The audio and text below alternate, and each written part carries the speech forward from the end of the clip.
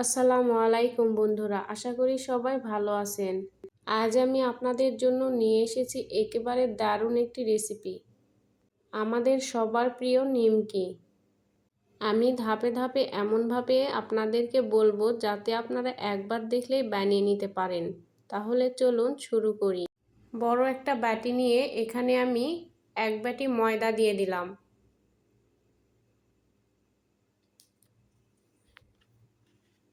এরপর এখানে আমি দিয়ে দিলাম পরিমাণ মতো লবণ, দিয়ে দিলাম সামান্য বেকিং পাউডার।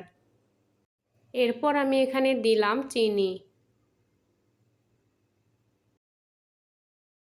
কালো জিরা দিয়ে দিলাম এখানে আমি। এরপর আমি এই শুকনো উপকরণগুলো একটু ভালোভাবে মিশিয়ে নিব।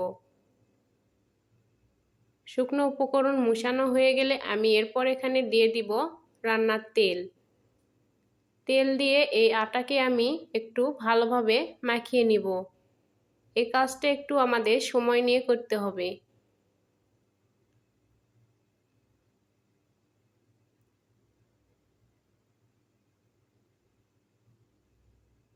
যখন দেখব আমার আটাগুলো হাতের মধ্যে মুঠো হয়ে আসতেছে, তখন বুঝে যাব যে আমার এই তেলের সঙ্গে আটা ভালোভাবে মিশানো হয়ে গেছে।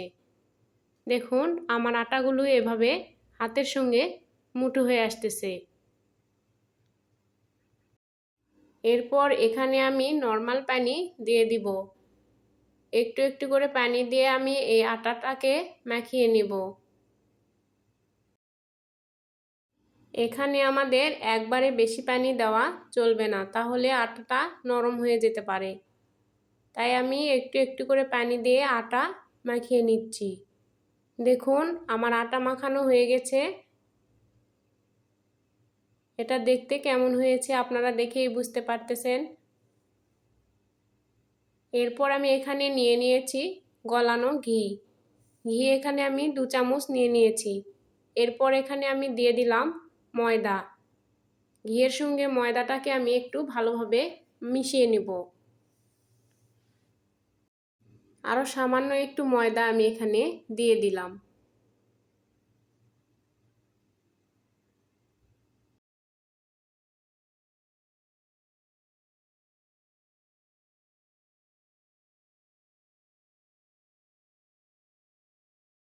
এরপর আমরা চলে যাব নিমকি তৈরির জন্য। এর জন্য আমি এখানে এই মিশানো আটাগুলোকে ভাগ করে নিব। দেখুন আমি ছোট ছোট টুকরো করে এই আটাগুলোকে ভাগ করে নিব। আমি 4টি ভাগে ভাগ করে নিয়েছি। সবগুলো ভাগ আমার সমান হবে। এরপর আমি একটা লেচি নিয়ে এই লেচিটাকে আমি রুটি বানিয়ে নিব।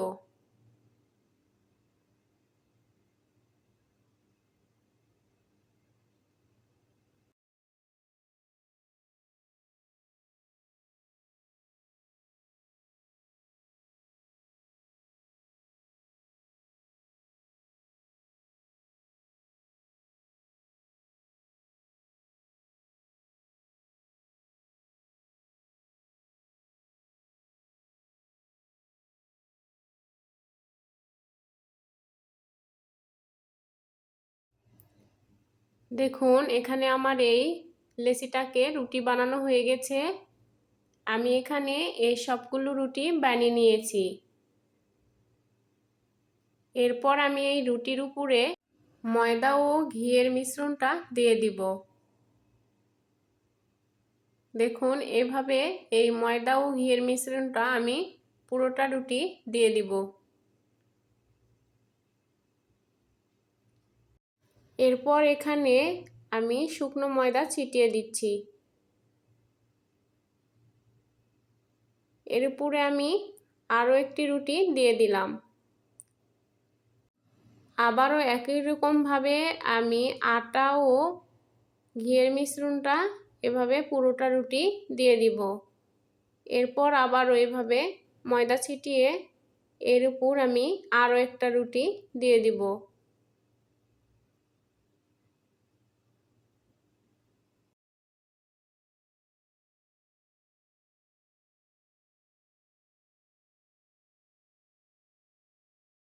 এভাবে করে আমি 4টি রুটি একসঙ্গে দিয়ে দিব।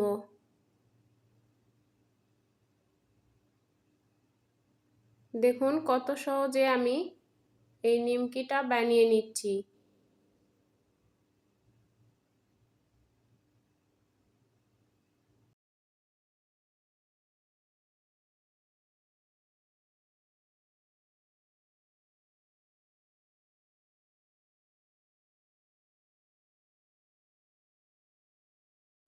এরপর আমি এভাবে করে এই পুরোটা রুটি সবগুলো একসঙ্গে উল্টিয়ে নিচ্ছি।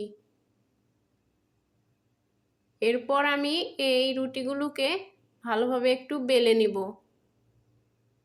দেখুন আমি এভাবে বেলে নিয়েছি একটু মোটা করে। এরপর আমি এটাকে কেটে নিচ্ছি। আপনারা চাইলে যে কোনো শেপে এই নিমকিগুলো কেটে নিতে পারেন।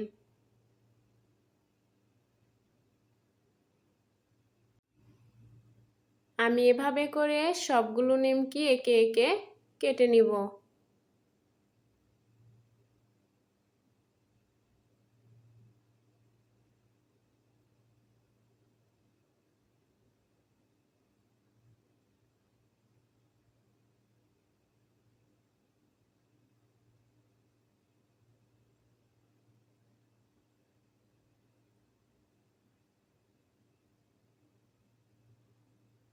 আপনারা চাইলে যে কোনো শেপ করে ছোট বড় করে কেটে নিতে পারেন।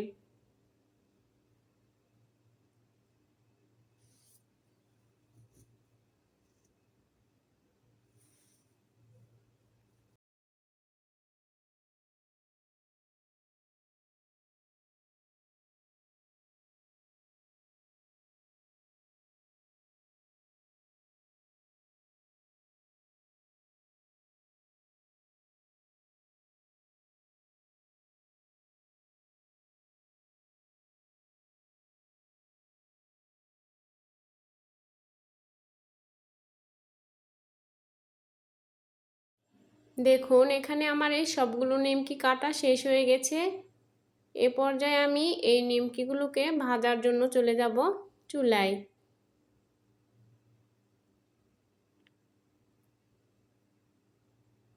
চুলায় একটা প্যান দিয়ে প্যানে আমি পরিমাণ মতো তেল দিয়ে দিয়েছি।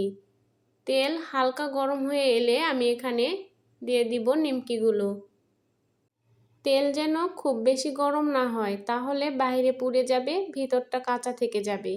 তাই মাঝারি আঁচে ভাজাই সবচেয়ে ভালো। আমি চুলার আঁচটা মাঝারি করে রেখেছি আর এভাবে সবগুলো নিমকি আমি তেলের মধ্যে দিয়ে দিচ্ছি। এরপর আমি অপেক্ষা করব এক পিঠ লাল লাল করে ভাজার জন্য।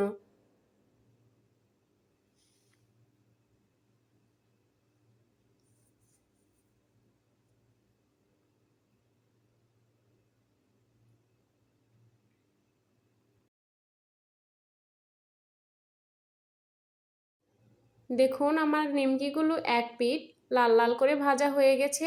এ পর্যায়ে আমি নিমকিগুলোকে উল্টিয়ে দিচ্ছি।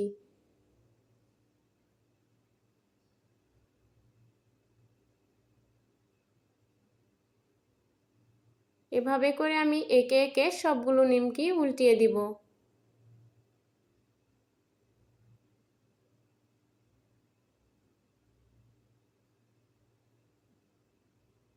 এরপর আমি অন্য পিঠটাও একটু এভাবে লাল লাল করে ভেজে নিব।